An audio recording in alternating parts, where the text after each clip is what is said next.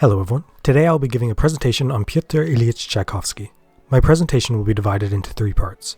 The first will be a very small biography to give you some details on how this great composer got started. In the second part, I will give you some information on how Tchaikovsky's works were and have been received by audiences and critics alike. The last and longest part of my presentation will be focusing on one specific aspect of Tchaikovsky, his sexuality, and specifically how his sexuality has affected more recent discussions of Tchaikovsky in the increasingly homophobic modern Russia. Tchaikovsky, using New Style dates, was born on the 7th of May 1840 in Votkinsk, Russia. He would die 53 years later on November 6, 1893 in St. Petersburg. Tchaikovsky developed an interest in music very early on. This was inspired by his family's orchestrina, which is a sort of contraption to imitate the music of an orchestra. However, at this time in Russia's history, and perhaps this has carried over to modern Russia, music was not considered a practical or safe career path. His parents, though supportive of his musical endeavors through hiring tutors, sent him to a boarding school away from his family so that he could train to become a civil servant.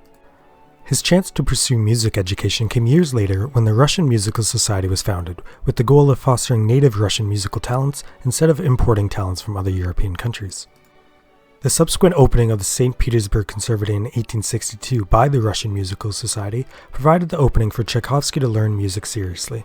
He took this opportunity, resigned from his civil servant work, and became one of the conservatory's first students.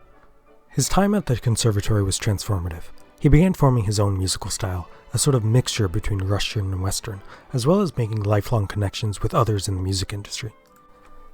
These connections and this musical style would help Tchaikovsky go on to become one of the most prolific Russian composers of his time, gaining widespread acclaim and praise from within and out of Russia.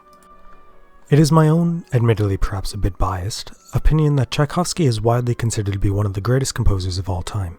The question I will answer in the second part of my presentation will be, has that always been the case? As stated previously, Tchaikovsky's musical style has been described as a sort of mixture between Russian and Western.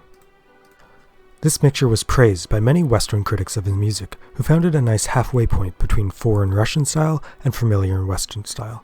However, this mixture was oftentimes criticized by his fellow Russians, who felt that Tchaikovsky was not contributing enough to creating a true Russian style of music. Let me be clear about this though. Tchaikovsky and his talent was widely recognized and praised in Russia. It was more of a feeling of dissatisfaction, and that Tchaikovsky could have been doing more to foster a truer nationalist Russian style of music. It was almost a bit of regret from his critics, regret that this man, Tchaikovsky, with his abundance of musical talent, wasn't contributing to their cause of creating a national Russian style of music. For those of you who haven't listened to Tchaikovsky or studied musical theory, know that he is the embodiment of a Romantic era composer. His music contains a massive amount of emotion and originality. This has never been questioned. However, how it has been viewed has changed over time. In an era of Stoicism, his work may be viewed negatively, but in an era of emotion and passion, his work is widely acclaimed. This is just an example of how his music has stayed the same over time, yet people's perceptions of it may change. All in all, the shortest way I can explain how people view Tchaikovsky and his work is to say that having 1,000 people rank the greatest composers of all time, Tchaikovsky will consistently rank near the top, and almost definitely be the highest ranked Russian composer. For the third part of my presentation, I will start by presenting you a fact, or at least what most modern scholars and historians believe to be an undeniable fact. The fact is that Tchaikovsky was gay, and as some of you may know, Russia has not always been kind to gay people. Many people even boycotted the Sochi Olympics in response to what they called an increasingly homophobic country and laws. This isn't wrong.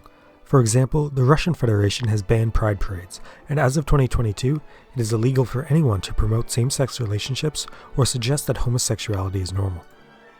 Russia, with this homophobic attitude, has a gay man as one of its national heroes. This has led to some interesting attitudes taken by high-profile Russians.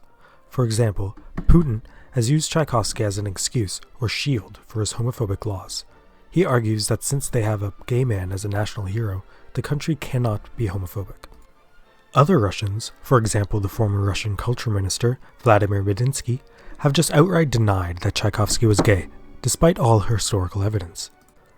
I hope this shows you that the discussion and relevance Tchaikovsky has on Russian culture and history is not over yet. He still has a part to play in shaping Russian culture, and I hope that you have learned a bit more about him from my presentation. Thank you.